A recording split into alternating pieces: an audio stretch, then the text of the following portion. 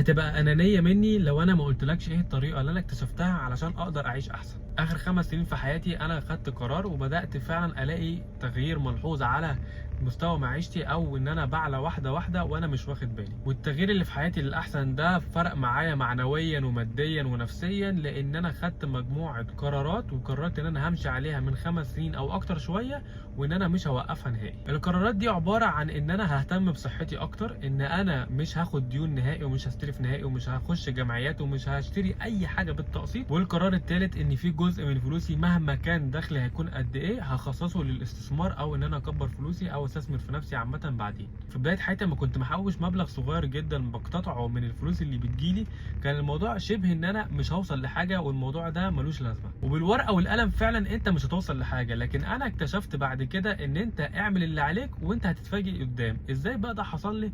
حصل ان انا دخلت مثلا في الذهب وهو سعره 700 جنيه، اشتريت مثلا كام سبيكه. مره واحده الذهب ده دلوقتي وصل ل 8000 جنيه الجرام، يعني انا فلوسي اتضاعفت 8 مرات. يبقى انا ما ندمتش على اي حاجه من القرار اللي انا خدته ده، بالعكس انا ممكن اكون ندمت ان انا ما اشتريتش اكتر. نفس الكلام ده في حاجات كتير قوي زي في البورصه زي في العقار. كنت في الاول شاري حاجات بتجيب لي دخل قليل جدا ويمكن اكون خسران في الاول، لكن بعد كده عشان انا فعلا محوش وشاري اصول بيجي العائد قدام بطريقه غير متوقعه. وفي قرار تاني خدته هو صندوق الطوارئ، ان انا يكون معايا مبلغ على جنب مش هصرف منه مهما حصل، غير لو في مشكله مصيبه هتحصل في حياتي بعد الشر.